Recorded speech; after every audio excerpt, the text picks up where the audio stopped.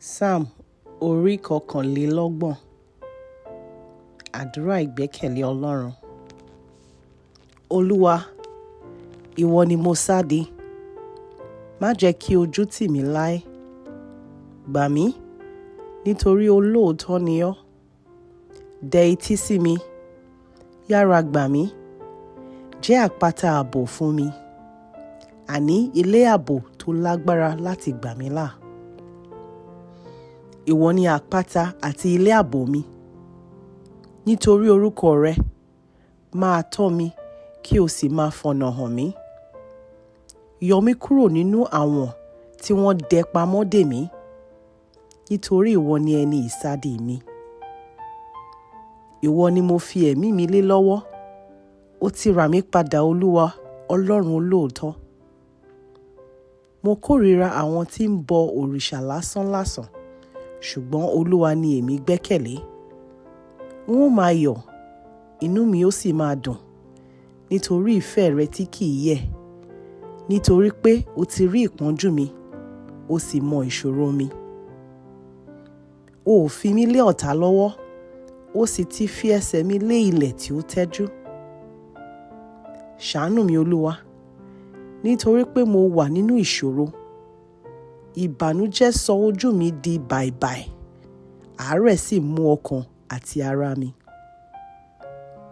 Nítorí pé ìbànújẹ́ ni mo fi ń lo ayé mi, ìmí ẹ̀dùn ni mo sì ń fi lo ọdún kan dé èkejì. Ìpọ́njú ti gba agbára mi, gbogbo egungun mi sì ti di hẹ́gẹ́hẹ́gẹ́.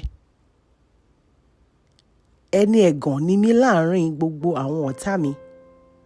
Àwòsọkún ni mí fún àwọn aládùúgbò.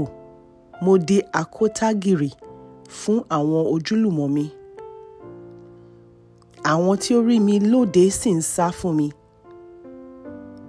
Mo di ẹni ìgbàgbé bí ẹni tí ó ti kú. Mo dàbí àkúfọ̀ ìkòkò. Mo ń gbọ́ tí ọ̀pọ̀ ènìyàn ń sọ̀rọ̀ kẹ́lẹ́kẹ́lẹ́ bí wọ́n ti ń gbìmọ̀ pọ̀ nípa mi, tí wọ́n sì ń pète àti pa mí. Wọ́n ń ṣẹ̀rù bà mí lọ́tùn lósì. Ṣùgbọ́n mo gbẹ́kẹ̀lé ọ, Olúwa. Mo ní ìwọ ni Ọlọ́run mi. Ìgbà mi ń bẹ ní ọwọ́ rẹ. Gbà mí lọ́wọ́ àwọn ọ̀tá mi àti lọ́wọ́ àwọn tí ń lépa mi. Jẹ́ kí èmi ìránṣẹ́ rẹ rí ojú rere rẹ. Gbà mí là nítorí ìfẹ́ rẹ tí kìí yẹ̀. Má jẹ́ kí ojú tì mí, Olúwa, nítorí ìwọ ni mò ń ké pè. Jẹ́ kí ojú ti àwọn ènìyàn burúkú. Jẹ́ kí ẹnu wọn wọ wòwò títí wọ ibojì.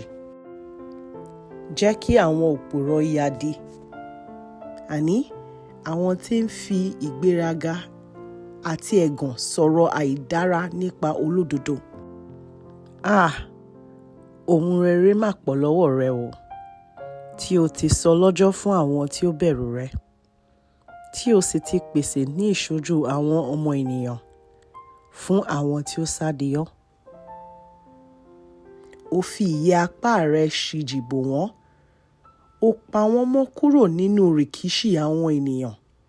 O sì pa wọ́n mọ́ lábẹ́ ààbò rẹ kúrò lọ́wọ́ ẹnu àwọn ẹlẹ́jọ́ wẹ́wẹ́.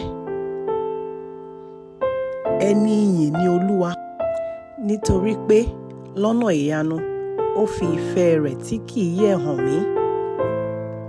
Nígbà tí ilẹ̀ ká mi mọ́, ẹ̀rù bà mí, mo sì sọ pé, a lé mi jìnnà kúrò níwájú rẹ. Ṣùgbọ́n o gbọ́ ẹ̀bẹ̀ mi nígbà tí mo ké pè ọ́ fún ìrànlọ́wọ́.